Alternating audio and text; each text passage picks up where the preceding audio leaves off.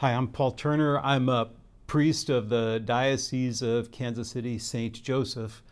We were one of the first dioceses in the country to set aside an annual day of prayer in atonement for the sins of clerical abuse and to pray for healing for all those who were affected by it. We chose the month of April because it's a month given over to such concerns. And each year, on a certain day, all our parishes in the diocese offer special prayers for our church under the umbrella of this crisis. Bishop James Johnston, is our ordinary, and he had an experience maybe a year or two ago where he visited on pilgrimage the site of Lourdes. He was very overwhelmed by the spirit of prayer and concern for those who were sick. One of the experiences he had was to pray the Stations of the Cross. In making that, he realized that there may be a way to apply these stations to the concerns of our church at a time of great crisis. So it was his idea to introduce into our annual day of prayer a Stations of the Cross on this theme, atoning for abuse and praying for healing. It's a little unusual because in April, our day of prayer usually comes during Easter time. So it's a time when people aren't thinking about stations, but it does kind of jar us into praying for all those who are having a special need in their lives due to this crisis.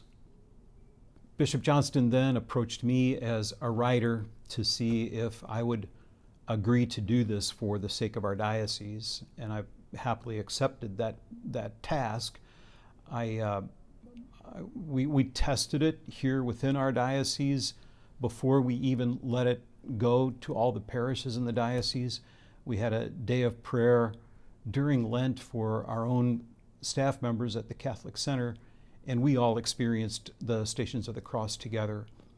As a result of that, I got quite a bit of feedback from them about their experience, some things that struck them, some things that they thought were missing.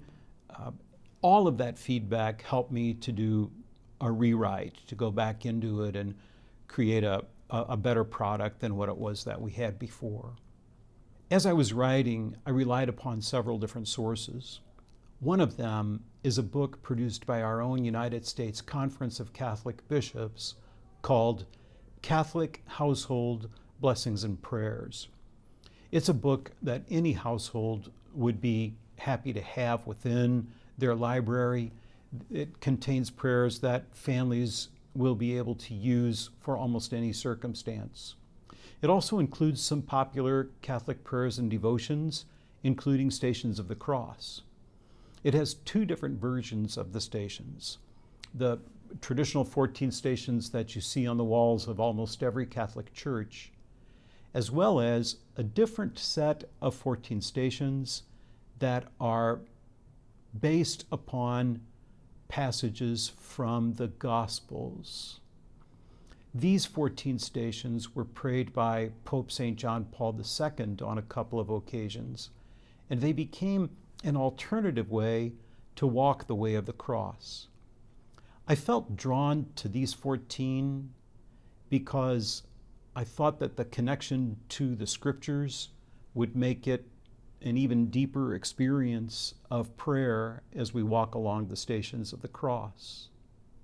So some of the stations that are missing would be the three falls of Jesus and Veronica wiping the face of Jesus. These are extrapolations from the Gospels that resided within church history and in our tradition, but they don't have the same authentic roots within the Gospels as many other episodes with the Passion of Christ. So the 14 stations include other things, such as the arrest of Jesus in the garden, the betrayal of Judas, the betrayal of Peter, Jesus entrusting the beloved disciple to his mother.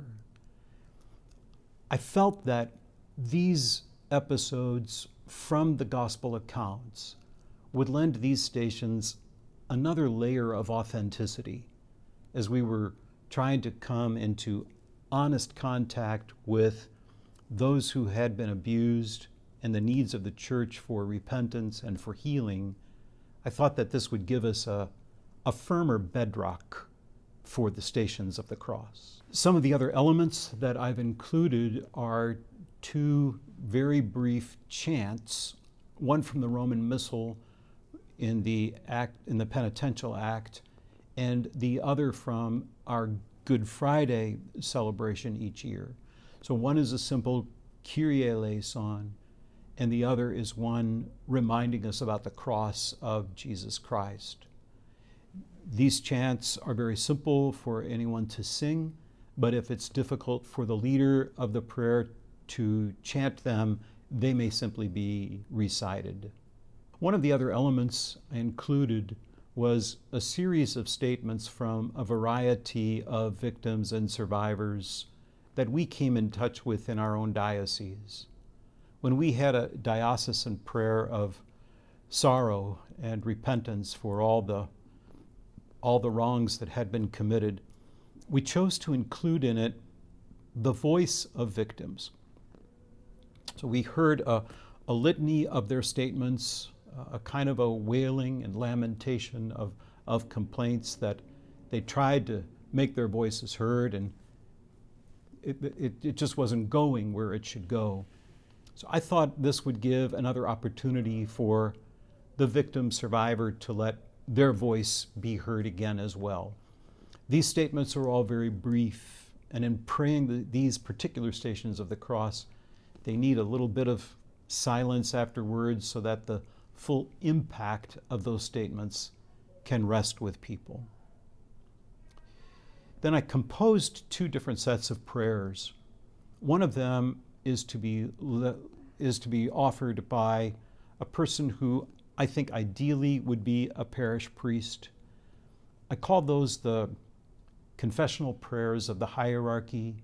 You can imagine the bishops of the United States wanting to pray to God, to pour out their concerns, their sorrows, and to create a stronger church.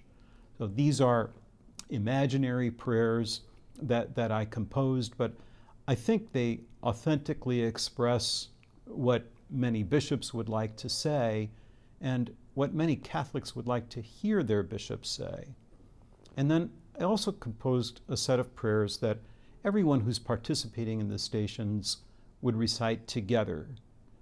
These prayers express their concerns, their sorrows in the midst of this terrible crisis.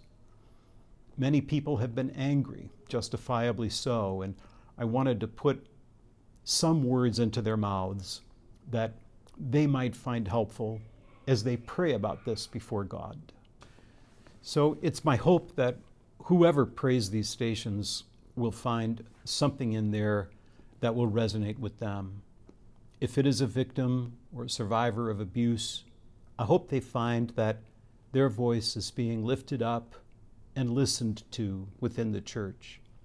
If it's an average Catholic who feels angry that the church's leadership failed them, I hope that they find consolation with the prayers that are being offered at this time. If it's the priest in the parish who feels caught between wanting to stand next to victims and still feeling sorrow for his own brother priests who betrayed their promises and their own integrity, it gives him a way also to offer prayers that we hope will bring healing to the community. So I hope you'll take a look at the Stations that I composed. I lean very heavily upon the scriptures, upon the Conference of Bishops in the U.S. who organized the Stations in this way, on the victims who were brave enough to step forward, and on the people of God who have taught me again and again how to pray.